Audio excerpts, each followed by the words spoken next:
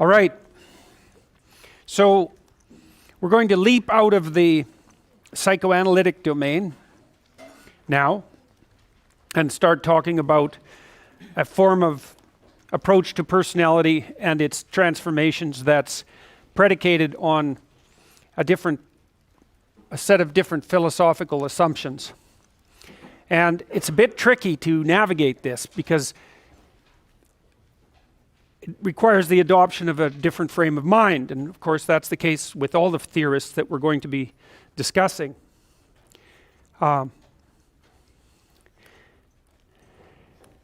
Phenomenology probably had its most thorough explication in the philosophy of Martin Heidegger.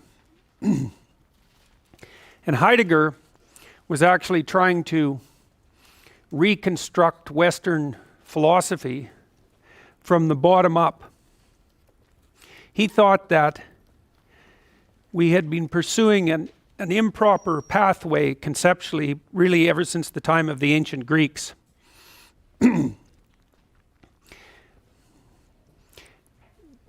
Back around the turn of the century, the previous century, from the 19th to the 20th century,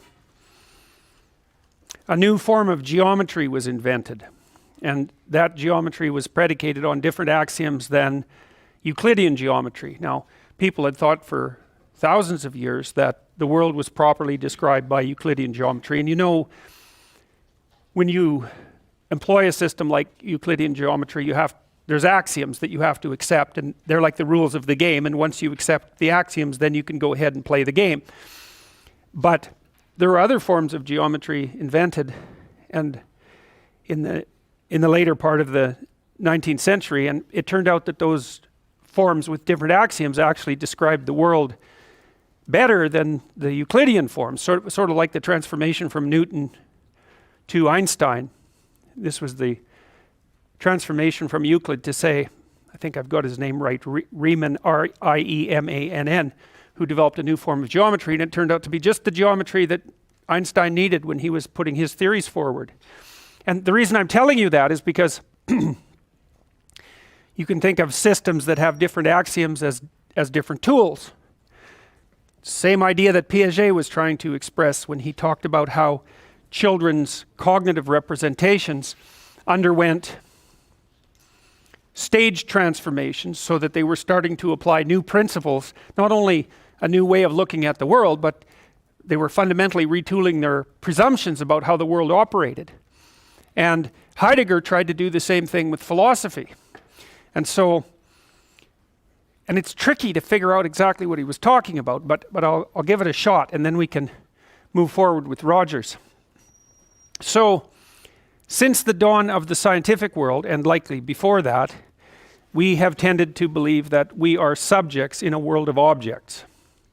And that's obviously a very useful way to view the world, and you can tell that because formalizing that in the form of science has enabled us to extend control over the world in ways that we were not able to before.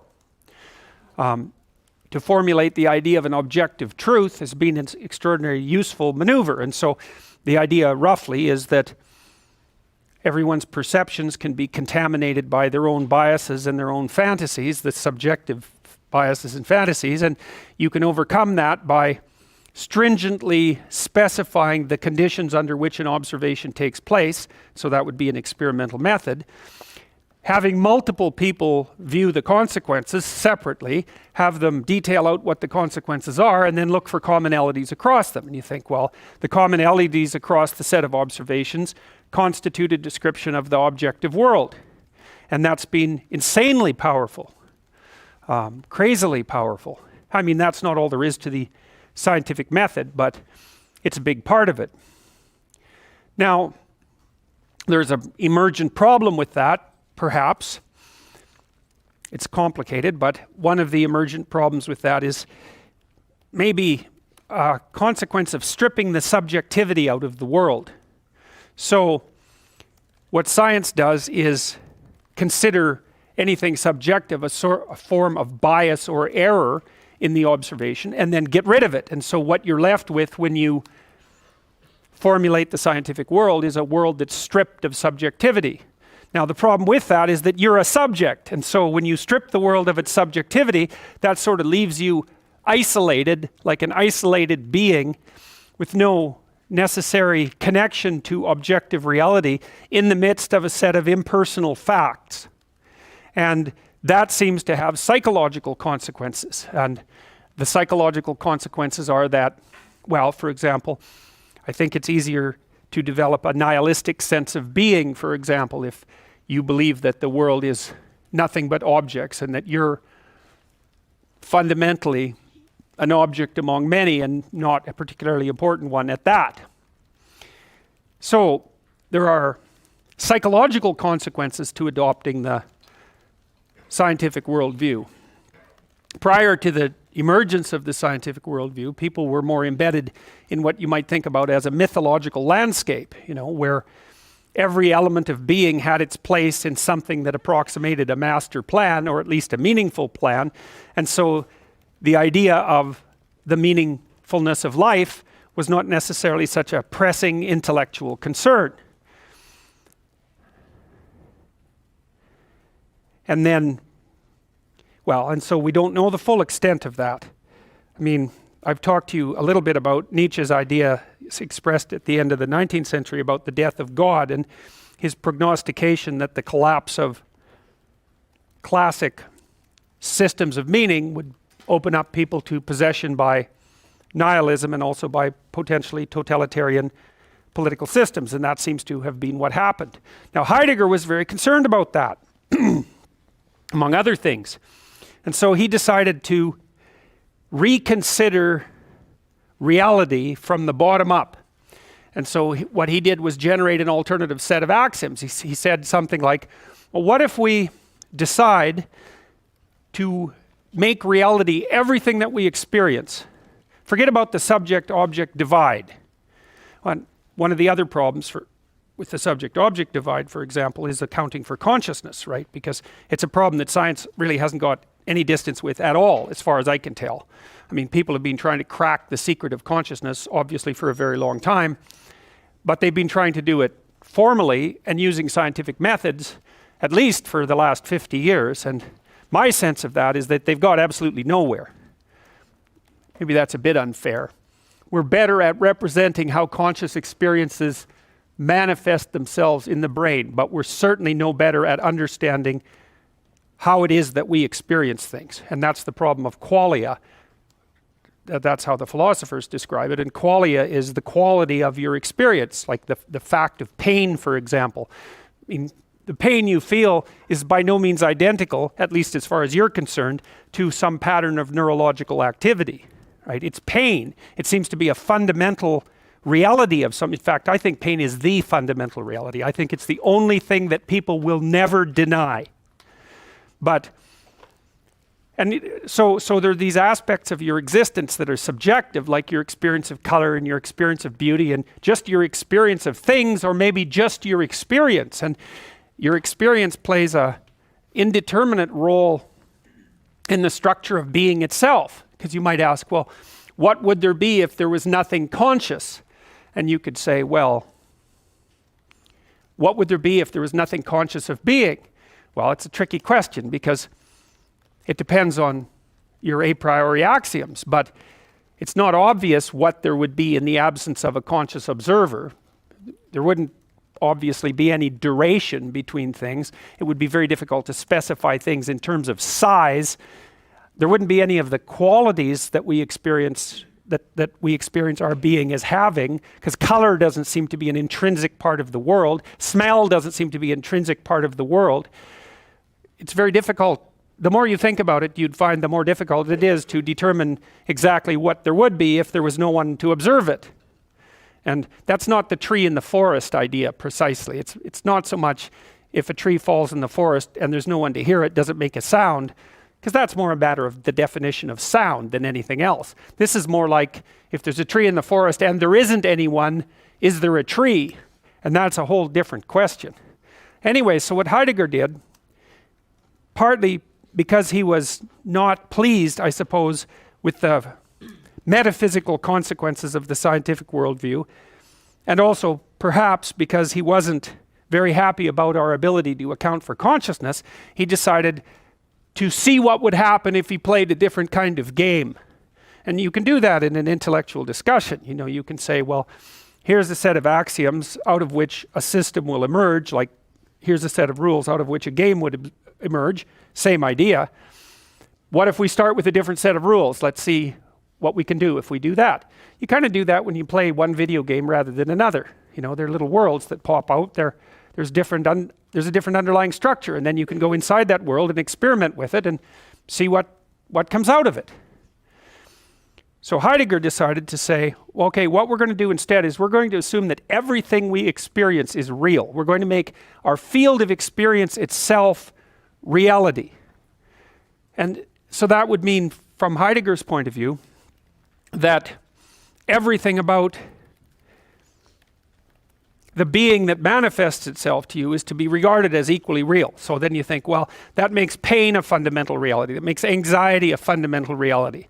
It makes beauty and color fundamental realities. They're not self-evidently reducible to anything else, which they would be, which they are in the from the scientific perspective, because you have to think about them as manifestations of some more fundamental underlying material reality.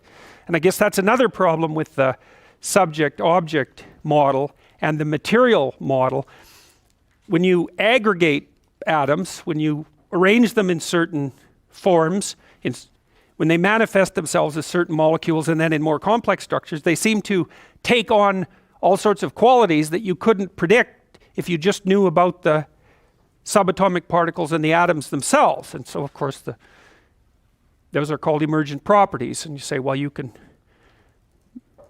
observe hydrogen and you can observe oxygen, but that doesn't make it self-evident for you to be able to predict the properties of water. And of course, that's a much simpler problem, all things considered, than the problem of figuring you out. You're this crazily complex aggregate of these hypothetically simple entities, but it isn't obvious how their elemental properties can combine to produce you. It's not obvious at all. It's certainly not obvious how a material that's supposed to be dead matter, so to speak, can manifest consciousness, no matter how complexly it's arranged. So the phenomenologists, Heidegger leading them, were attempted to produce a philosophical model of being. And we'll talk more specifically about the phenomenologists after we're done with Rogers, but he fits in that philosophical framework. And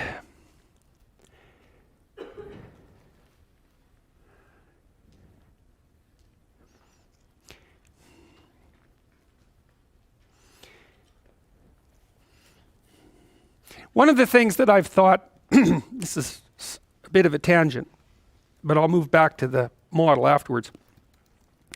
See, I really like the psychoanalysts, and I like the idea that you have a psyche that's inside of you and that is structured in partly consciously and in part unconsciously. There's something about that that's really cool, and I've learned a lot from the psychoanalysts.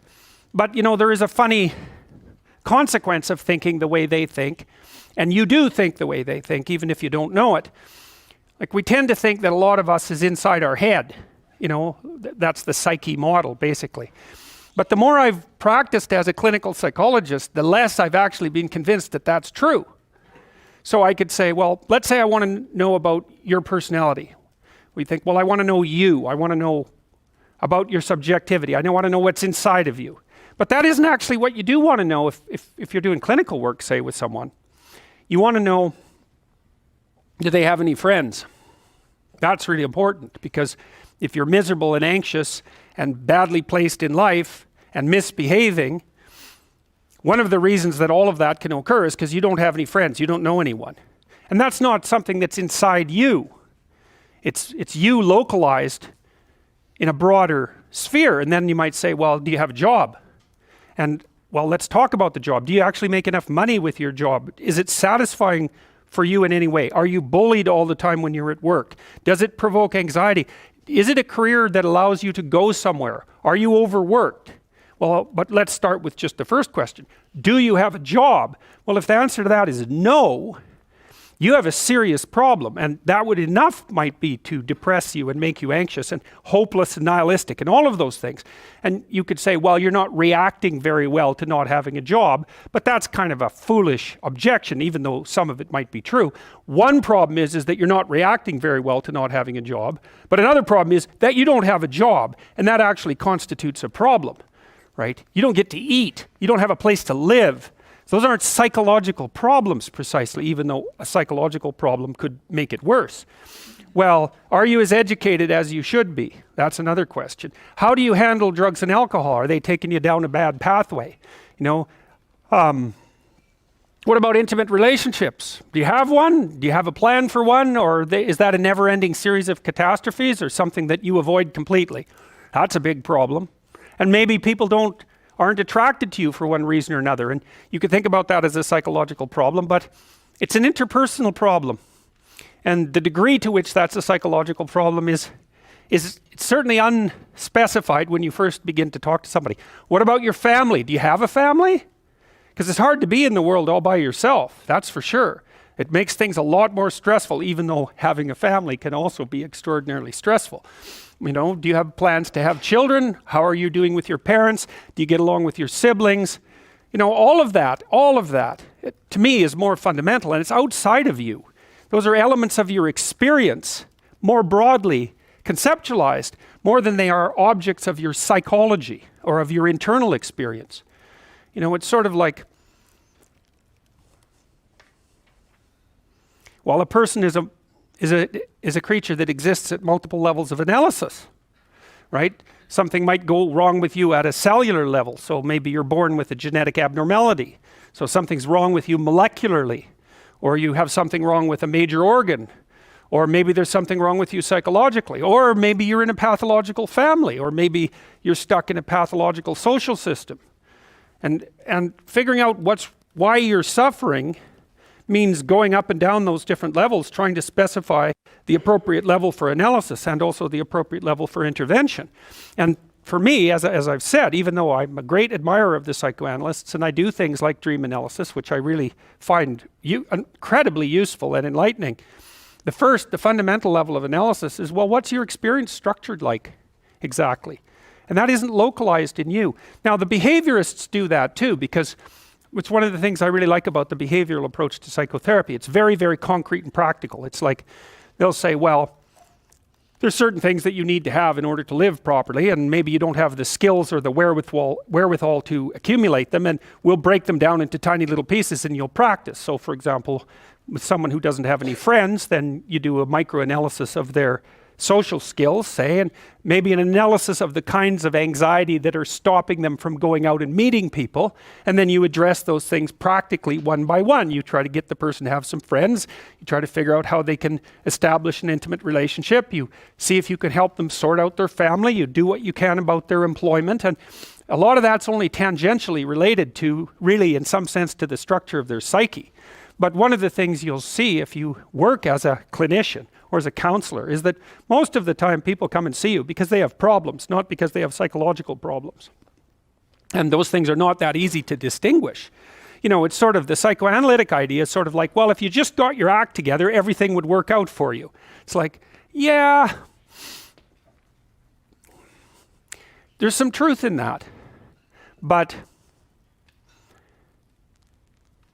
if you're 55 years old and you've just been laid off work, and maybe through no fault of your own, it isn't obvious how much getting your act together is going to help you find another job, because the actual problem that you're facing may have relatively little to do with you. And that would especially be the case if you're maybe on the bottom half of the intelligence distribution, for example. And so it isn't as easy for you just to go out and pick up new skills at the drop of a hat, and that gets harder as you get older because your IQ actually declines quite substantially as you get older. The working or the fluid intelligence part, anyways, exercise can keep that at bay, by the way. It's the best way to keep that at bay. So anyways, you can think from the phenomenological viewpoint of your experience as a whole, instead of, you being a subject in an objective world. And so here's another way here's something that's quite useful. Jung talked about this because he was moving towards a phenomenological perspective later in his life. The last book he wrote was called Mysterium Conjunctionis, and he talked about 3 conjunctions that needed to take place in order for someone to be well constituted psychologically. And you know how Piaget talked about learning that you could not only follow rules, but that you could make rules for new games as sort of the highest level of moral development? I would say Jung extended the Piagetian moral continuum up past what Piaget had envisioned. Now, he didn't do that because he wasn't trying to extend Piaget's model, but you can think about it the same way. And it's not easy to come up with a moral mode of being, say, that transcends the ability to make rules for new games. That's damn smart, man. That's a major home run by Piaget as far as I'm concerned. But Jung said something like this. He said, look, when you're going through the process of psychological integration, here's a way of conceptualizing it. And he thought about this as symbolically as male-female pairings, because as I've tried to point out, one of the most fundamental categories that our mythological imagination uses to structure the world is the category of masculine and feminine. And it moves that around. You know, it's a fundamental metaphor, so you can move that around anywhere. And so Jung thought, well, one of the things that you're trying to do is to get your thoughts and your emotions integrated. And so, you know, the classic Enlightenment viewpoint, roughly speaking, is something like passion is the enemy of reason, right? And so to the degree that you're rational, it's sort of a Freudian viewpoint. It's because you got your emotions under control. And there's some truth in that, but not enough truth. I like the Piagetian idea better, which is that, no, that isn't what happens. What happens if you're playing the proper game is that you integrate your emotions underneath your thinking, something like that. So they're all working in the same direction, you know. So, for example, you can make your anxiety work against you or for you. And one of the ways I made a program called the Future Authoring Program that I think helps people do that. Because one of the things you see when you're talking to people and they're trying to solve problems is that they're afraid to face the problem. And so then their anxiety is working against them, and you can think about it as antagonistic to rationality. But then I could say, well, why don't you think for a while about what your life would be like if you didn't face this problem? Because if you think that through, if you have a problem and you really think through what the consequences are going to be in 3 to 5 years of not facing it, then you're going to get more afraid of not facing it than facing it. And that's great, because then your anxiety, instead of standing in front of you, instead of you having a dragon that's guarding the path in front of you, you have one chasing you down the path from behind. That's a lot more useful. And so, you know, that's just a minimal example of the utility of getting your emotions and your thoughts aligned the same way. The same thing happens with aggression. You know, one of the most common reasons that people come and seek psychotherapy really is because they're too agreeable. But what that means is they're not assertive enough. They haven't integrated their capacity for aggression, and so other people can push them around. And they're very conflict avoidant. And so the consequences of that across time is that you don't stand up for yourself well enough, and you get taken advantage of, and that spirals badly downward. And so partly what you do when you're doing assertiveness training with people is you find out what they're angry about. And they're usually angry if they're not assertive enough because other people are taking advantage of them, or you could say because they're not putting their own necessities forward with enough force. It's hard to distinguish between those two things. But anyways, you get them to talk about what they're angry about. That often makes them cry, often many times. And then you get them to kind of envision what they would want to have instead, which they're often afraid to do because people are afraid to think about what they want, because that makes it more clear when they're not getting it, and that's painful, right? Or maybe they're afraid of hoping, so they won't specify a clear aim. But anyways, you get them to think about what they might want instead. You get them to think about the costs of not pursuing that, and then you help them develop strategies for integrating their aggression and with their thinking so that they can come up with a plan to approach the world in a more confident way. So for example, someone might come to me and say, I'm being bullied badly at work. And so then I'll say, well, what are your options? You have to put up with it? Well, we'll figure that out, because maybe you do. Maybe you don't have options. But here's how to find out. Get your damn CV together so it's pristine, right? It's ready to go. Get over your fear of a new interview, because people are generally afraid of that. Get over your fear of applying for a new job. Start thinking about what it would mean to have a different job. Start thinking about what it would mean to have a better job even, because maybe your fear is just making you stuck here. But I can tell you one thing, if someone's picking on you at work and you don't have options, you lose. So you get the person to start building a strategy. It's like, okay, if you're going to tell this person to stop, you have to know how to make them stop. And the one thing you need for sure is an option. And if you don't have an option, then maybe we start thinking about the fact that you need some more training or something like that, because you cannot negotiate if you don't have any power. So, because especially if you're dealing with someone who's really out to get you or really disagreeable, if you don't have a leg to stand on, they'll just push you over, and maybe they'll jump on you too, because that's what they're like and they enjoy it anyways. So it's no joke. So you put your options behind you, and then you start to think about strategy. So I tell people, look, if you're being harassed at work, you document it every time it happens and you write it down. So you've got like 20 stories about it, and it's fully documented. And then you go confront the person at some point, but with at least 3 pieces of evidence. And you have some sense of what you tell them about what will happen if they don't stop. So you have to figure out, well, if they don't stop, what are you going to do about it? Leave? Not if you can't leave.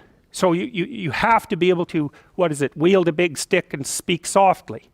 But you see, that way that's how you take your aggression, which is an absolutely necessary part of your psyche, and manifest it up into a sophisticated means of dealing with the world. You don't just suppress it. You say, well, I should be able to put up with it, or I wish I wasn't so angry, or something. It's like, forget that.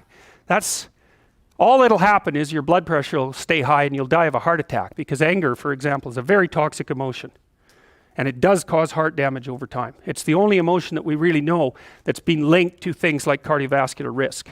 And anger is toxic, because it's like you're driving a car, you're stepping on the gas and pushing on the brake at the same time, because anger tells you to run away and to attack at the same time, because you don't know what's going to happen.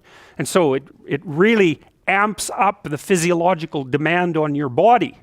And so if including your heart and your musculature. So if you stay like that for like 10 years, you're going to age 20 years.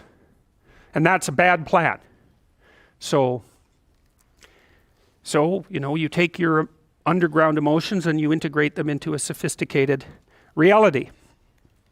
Now, Jung said, so first of all, you unite your mind, your thinking, let's say, with your emotions. So that makes one thing instead of 2 fighting things.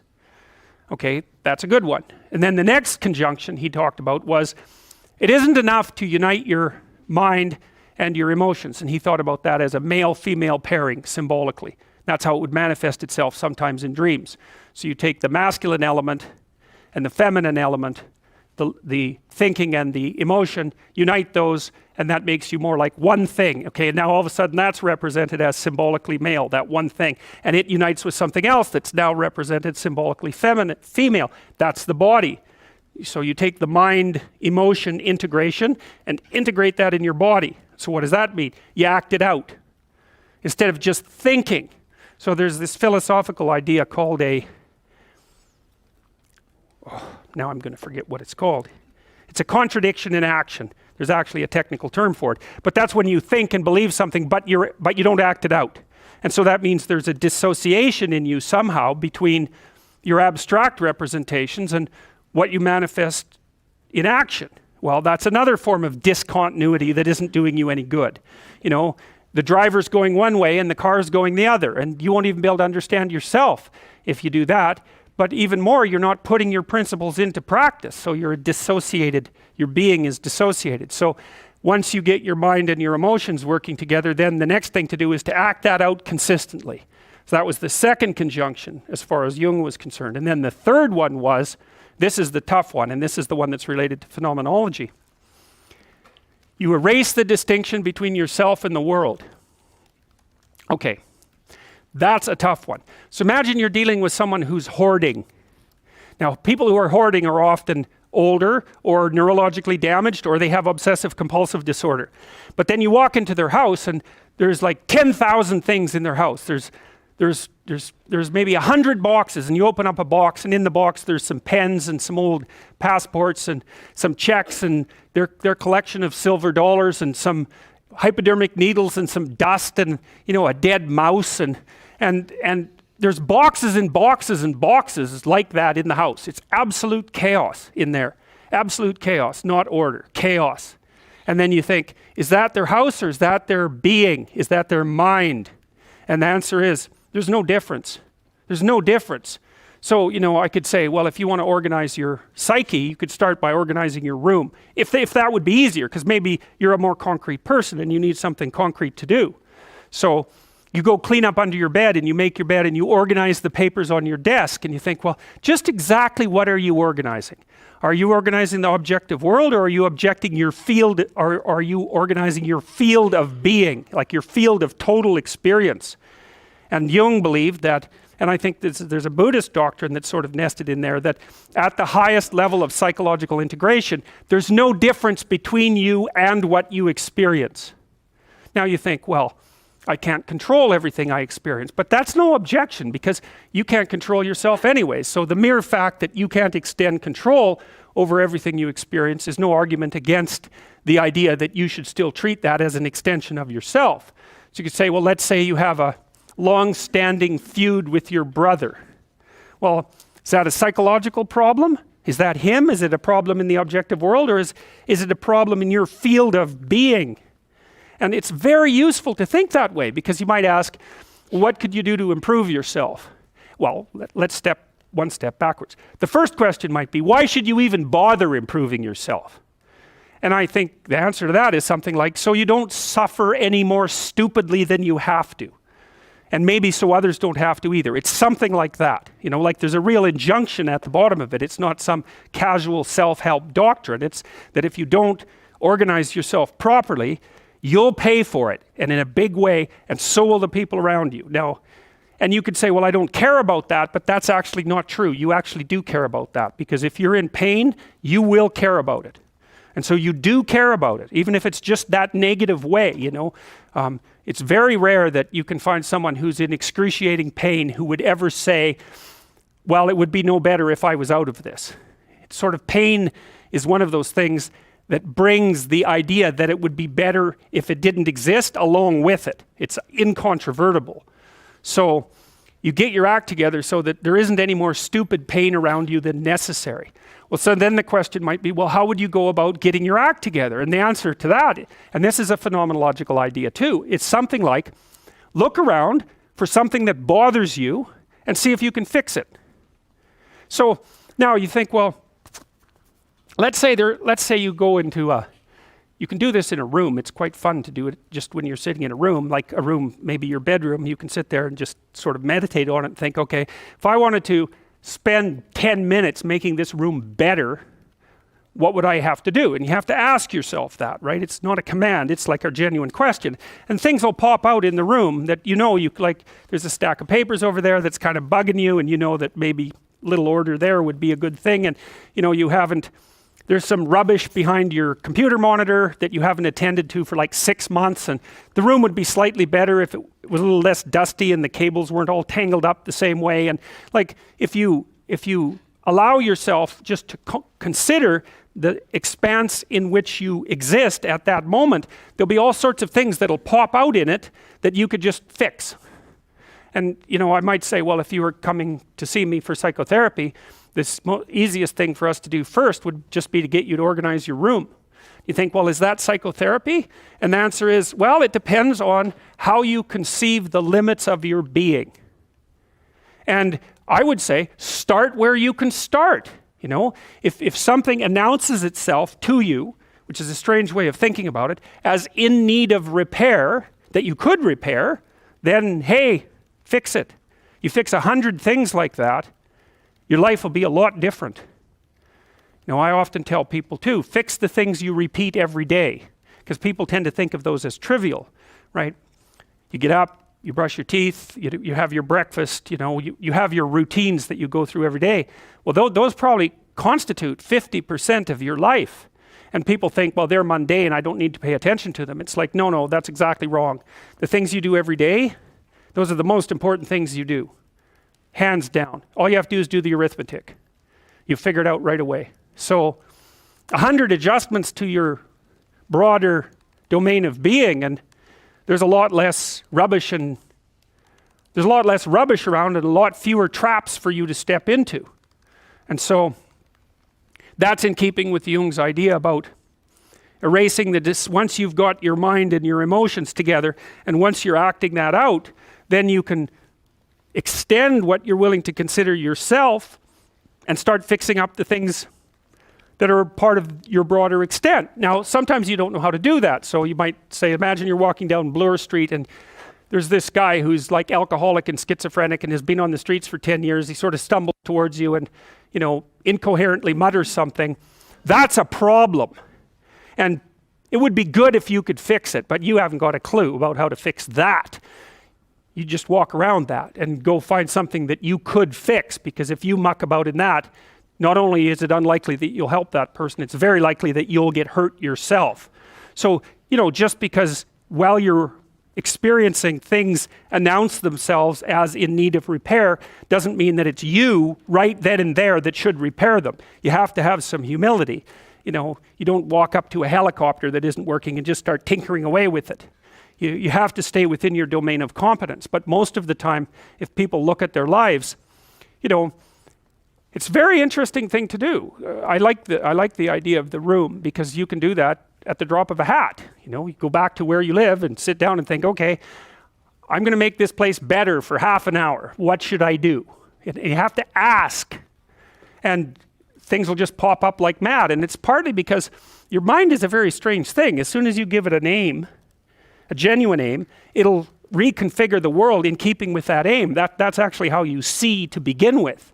And so if you set it a task, especially, you have to be genuine about it, which is why you have to bring your thoughts and emotions together, and then you have to get them in your body so you're acting consistently. You have to be genuine about the aim, but once you aim, the world will reconfigure itself around that aim, which is very strange. And it's technically true. The best example of that, you have all seen this video where you watch the basketballs being tossed back and forth between members of the white team versus the black team, and while you're doing that, a gorilla walks up into the middle of the video and you don't see it. It's like, if you thought about that experiment for about 5 years, that would be about the right amount of time to spend thinking about it. Because what it shows you is that you see what you aim at. And that, man, if you can get one thing through your head as a consequence of even being in university, that would be a good one. You see what you aim at. And so because one inference you might draw from that is, be careful what you aim at, right? What you aim at determines the way the world manifests itself to you. And so if the world is manifesting itself in a very negative way, one thing to ask is, are you aiming at the right thing? Now, I'm not trying to reduce everybody's problems to an improper aim. People get cut off at the knees for all sorts of reasons. They get sick, they have accidents. There's a random element to being, that's for sure. And so you don't want to take anything, even that particular phrase, too far. You want to bind it with the fact that random things do happen to people, but it's still a great thing to ask.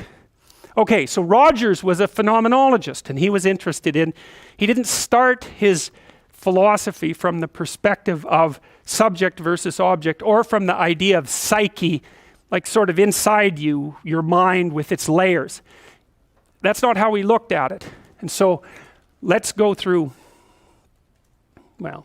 I'll introduce you to Rogers. And then we'll talk about it more next time. I'm going to start, though, with something that I learned from him that I think was of crucial importance. And so we'll set the stage for the further discussion with this. And I'm going to read it to you.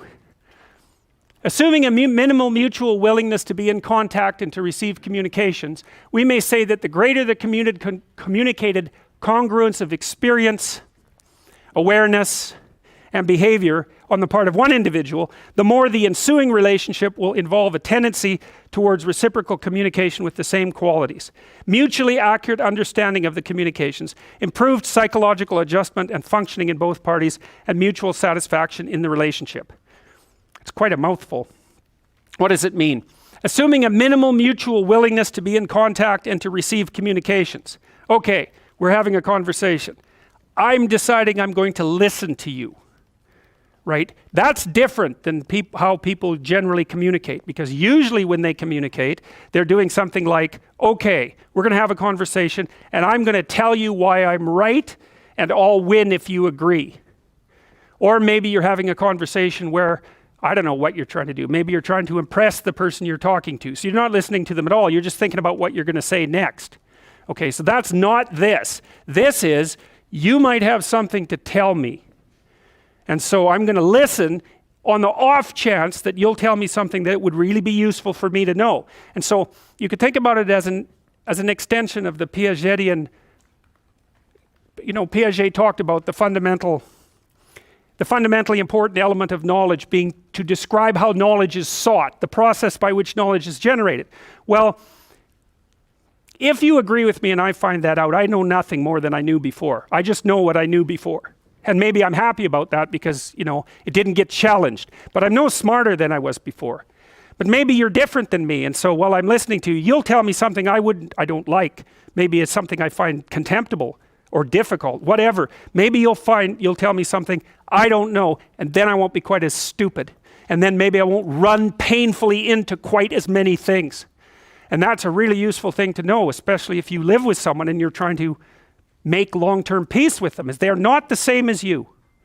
And their way they look at the world and the facts that they pull out of the world aren't the same as your facts. And even though you're going to be overwhelmed with the proclivity to demonstrate that you're right, it is the case that two brains are better than one.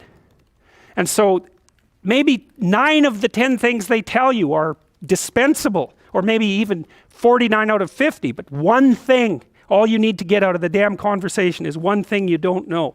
And one of the things that's very cool about a good psychotherapeutic session is that the whole conversation is like that. All you're doing is trying to express the truth of the situation as clearly as possible. That's it. And so, now, Roger's proposition, and I'll tell you why he derived it, was that if you have a conversation like that with someone, it will make both of you better. It'll make both of you psychologically healthier. So there's an implicit presupposition that the exchange of truth is curative. Well, that's a very cool idea. I mean, it's a very deep idea. I think it's the most profound idea. It's the idea upon which Western civilization, although not only Western civilization, is actually predicated. The idea that truth produces health. But for Rogers, that was the entire purpose of the Psychotherapeutic Alliance. You come to see me because you want to be better. You don't even know what that means necessarily, neither do I. We're going to figure that out together. But you come and you say, look, things are not acceptable to me, and maybe there's something I could do about that. So that's the minimal precondition to engage in therapy. Something's wrong, you're willing to talk about it truthfully, and you want it to be better. Without that, the therapeutic relationship does not get off the ground. And so then you might ask, well, what relationships are therapeutic? And the answer to that would be, if you have a real relationship, it's therapeutic. If it isn't, what you have is not a relationship. God only knows what you have. You're a slave, they're a tyrant, you're both butting heads with one another. It's a primate dominance hierarchy dispute. Oh, I don't know, you're like 2 cats in a barrel, or 2 people with their hands around each other's throats. But what you have is not a relationship. So, all right. We may say that the greater the communicated congruence of experience, awareness, and behavior on the part of one individual, that's a reference to the same idea that I was describing with regards to Jung. So let's say you come and talk to me and you want things to go well. Well, I'm going to have to more or less be one thing, because if I'm all over the place, you can't trust any continuity in what I say. There's no reason for you to believe that I'm capable of actually telling you, I'm capable of expressing anything that's true. So the truth is something that emerges as a consequence of getting yourself lined up and beating all the, what would you call, all the impurities out of your soul, for lack of a better word. You have to be integrated for that to happen. And you do that at least in part by wanting to tell the truth. The more the ensuing relationship will involve a tendency towards reciprocal communication with the same qualities. So one of the things, I've been quite influenced by Rogers, one of the things I try to do in my therapeutic sessions is first of all to listen, to really listen. And then while I listen, I watch. And while I'm listening, things will happen in my head. You know, maybe I'll get a little image of something, or I'll get a thought or a question will emerge, and then I'll just tell the person what that is. But it's sort of directionless, you know. It's not like I have a goal, except that we're trying to make things better. I'm on the side of the person, I'm on the side of the part of the person that wants things to be better, not worse. And so then those parts of us have a dialogue, and the consequence of that dialogue is that certain things take place, and then I'll just tell the person what happened. And it isn't that I'm right. That's not the point. The point is that they get to have an hour where someone actually tells them what they think. Here's the impact you're having on me. You know, this is making me angry. This is making me happy. This is really interesting. This reminds me of something that you said an hour ago that I don't quite understand. And the whole point is not for either person to make the proposition or convince the other that their position is correct, but merely to have an exchange of experience about how things are set up. And it's extraordinarily useful for people because it's often difficult for anyone to find anyone to talk to that will actually listen. And so another thing that's really strange about this listening is that if you listen to people, they will tell you the weirdest bloody things so fast you just cannot believe it. So if you're having a conversation with someone and it's dull, it's because you're stupid. That's why.